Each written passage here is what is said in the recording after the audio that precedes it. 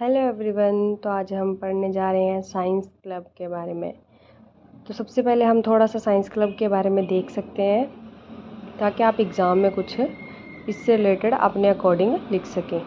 A science club is a gathering of individual who share a common enthusiasm for science, where members come together to explore scientific concepts, conduct experiments, and collaboration on project outside the formal classroom setting। सो जो एक science club होता है वो एक gathering होती है individual की, जो मतलब जिनका सेम फील्ड में एक इंटरेस्ट है, जिसमें एक ग्रुप ऑफ मेंबर्स होता है, इसमें मेंबर्स होते हैं जिनका सेम चीज़ की तरफ क्या है, इंटरेस्ट है। और ये क्लासरूम फॉर्मल क्लासरूम टीचिंग नहीं होती, ये non formal classroom outside the classroom होता है ये science club. Next, a science club is a co curricular or extra curricular group within an education institutions or community. Science club education institution में भी हो सकते हैं और इन्हें एक कम्युनिटी भी बना सकती है।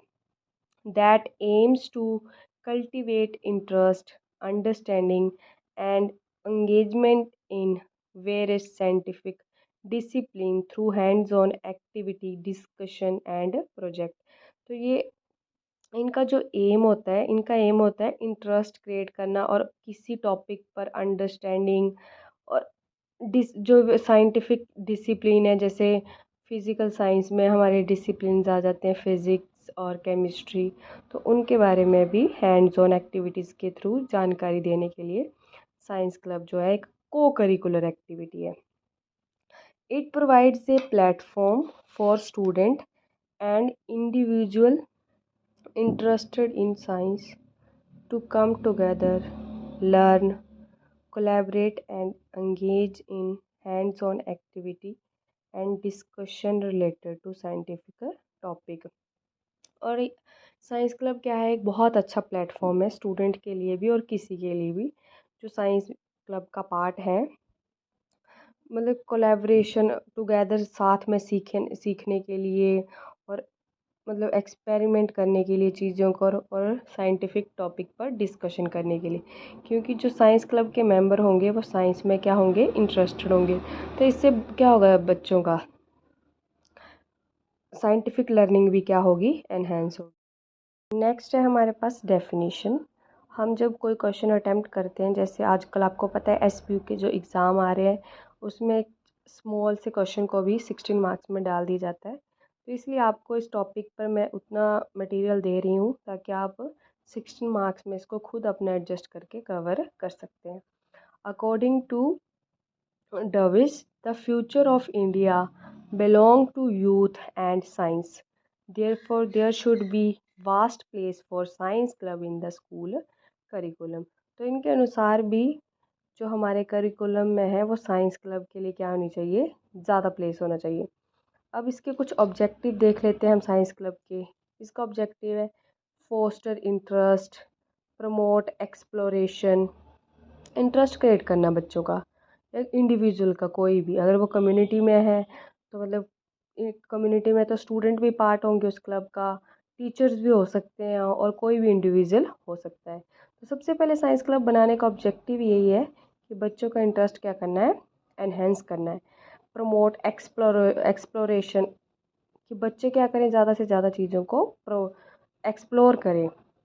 एनहेंस अंडरस्टैंडिंग, और इसका ऑब्जेक्टिव है कि अंडरस्टैंडिंग बढ़ानी है बच्चों की। Develop critical thinking, provide practical experience provide किए जाते हैं हमें साइंस क्लब में। प्रिपरेशन फॉर कंपटीशन, जैसे जो साइंस फेयर होते हैं इसमें भी इसकी भी क्या हो जाती है, प्रिपरेशन हो जाती है। इनकलकेट साइंटिफिक एटीट्यूड, बच्चों में साइंटिफिक अप्रोच आती है। Knowledge about advancement in science, इससे ये भी पता चलता है कि जो भी साइंस में आजकल टेक्नोलॉजी में एडवांसमेंट हो रही है। तो जब आपको ये क्वेश्चन आए तो आप इन पॉइंट्स को अपने हिसाब से एक्सप्लेन करके लिख सकते हैं। तो हमारे पास ऑर्गेनाइजेशन ऑफ द क्लब। तो सबसे पहले पैटर्न, पैटर्न क्या होता है, organization mostly head of the institution act as a pattern. जो इंस्टीट्यूशन का, अगर किसी इंस्टीट्यूशन में अगर जैसे किसी स्कूल में साइंस क्लब ऑर्गेनाइज हो जा रहा है तो उसका हेड क्या होगा, जो स्कूल का क्या होगा, हेड होगा। और किसी कम्युनिटी में है तो वो तो फिर अपने हिसाब से मेंबर्स उनको डिसाइड करेंगे। नेक्स्ट है स्पॉन्सर, जो एक टीचर को इंचार्ज दिया जाता है। Teacher in charge of science club act as a sponsor.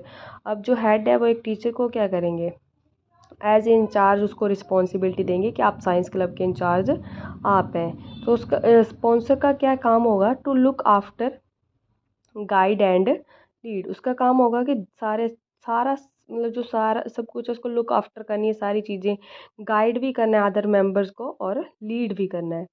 आगे members of science club, president. President जो होता है क्लब का, किसी भी क्लब का प्रेसिडेंट है, उसके काम आपको पता ही है। उसका मेन काम क्या होता है प्रेसिडेंट का, कि सारी चीज़ों को प्रॉपरली हैंडल करना, सबको ड्यूटीज़ असाइन करना। और अगर कुछ भी बिल पास करना है साइंस क्लब से रिलेटेड तो वो भी किसके पास होगा, प्रेसिडेंट के पास। Secretary, to maintain the activity of club. जो एक्टिविटी है क्लब की उनको मेंटेन करने का काम कौन करता है, सेक्रेटरी। जॉइंट सेक्रेटरी, तो जॉइंट सेक्रेटरी का काम क्या होता है, वो सेक्रेटरी की हेल्प करता है। ट्रेजरर, ट्रेजरर मतलब जो अकाउंट्स या फिर पूरे जो लेन देन का हिसाब रखता है उसे क्या बोलते हैं, ट्रेजरर। तो एक क्लब में एक ट्रेजरर की भी बड़ी भूमिका है। पब्लिसिटी ऑफिसर, अब क्लब है तो उसमें मेंबर्स कहाँ से आएंगे, तो एक पब्लिसिटी ऑफिसर भी रखा होता है जो मतलब कि जितनी भी एक्टिविटीज़ होती हैं उनको पब्लिश करता है, पोस्टर लगाएगा बाहर, ताकि कि बाकी लोगों का भी क्या उसमें इंटरेस्ट पैदा हो। क्लास रिप्रेजेंटेटिव, अगर हमारा क्लब एक स्कूल में है तो उसमें क्या होना चाहिए, एक क्लास रिप्रेजेंटेटिव जो हर एक्टिविटी में पार्ट लेगा और अपनी क्लास को गाइड करेगा कि इस तरह से ये एक्टिविटी ऑर्गेनाइज करा रही है और हमें इसमें पार्ट लेना है।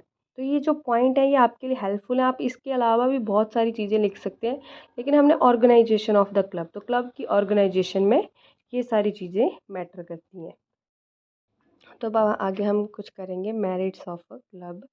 तो सबसे पहले मेरिट्स तो आपको पता है कि इंटरेस्ट क्रिएट करना है, इंटरेस्ट क्रिएट होता है, हैंड्स ऑन एक्सपीरियंस मिलते हैं, एक्सप्लोरेशन होती है, क्रिएटिविटी भी बढ़ती है, social interaction, preparation for competition, critical thinking. तो ये सारी क्या है इसकी मेरिट्स, तो आप इनको इजीली एक्सप्लेन कर देंगे।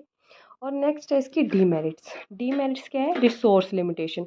अब क्लब में क्या, जो रिसोर्स की कमी भी हो सकती है कि अगर कम्युनिटी में क्लब है तो ज़रूरी नहीं है कि उसमें हर चीज़ क्या हो, प्रोवाइड कराई जाए। या स्कूल में भी ऐसा ही होता है कि हमें लिमिटेड सी, जैसे स्कूल में हमारी लैब्स वगैरह होती हैं उसमें हमें सारा मटेरियल कहाँ से मिलता है, उसमें सिर्फ लिमिटेड ही मटेरियल होता है। नेक्स्ट है टाइम कंसंट्रेट। तो क्या होता है कई बार टाइम भी नहीं मिल पाता, हम करिकुलम में इतने बिजी होते हैं कि हमें अगर स्कूल में ये चीज़ ऑर्गेनाइज हो रही है तो हमें उस चीज़ में जाने का टाइम, जैसे अगर हम अपनी स्कूलिंग की बात कर लें तो उसमें हमें क्या था, प्रैक्टिकल के लिए सबसे कम टाइम, क्योंकि पहली तो बात है कि रिसोर्स की लिमिटेशन होती थी और इसलिए हमें लैब्स में नहीं लेके जाया जाता था। नेक्स्ट है लिमिटेड स्कोप, और स्कोप भी क्या है इसका, लिमिटेड ही है। एक्सपर्टीज लैक, और एक्सपर्ट लोगों की कमी होती है लैब में। अगर हमें जैसे लैब के लिए एक अलग टीचर होना चाहिए और साइंस एक करिकुलम पढ़ाने के लिए एक अलग टीचर होना चाहिए, तो इसमें क्या है, एक्सपर्टीज़ की लैब कमी है। बैलेंसिंग विद स्टडी, स्टडी के साथ इन चीज़ों को बैलेंस करना बहुत मुश्किल है।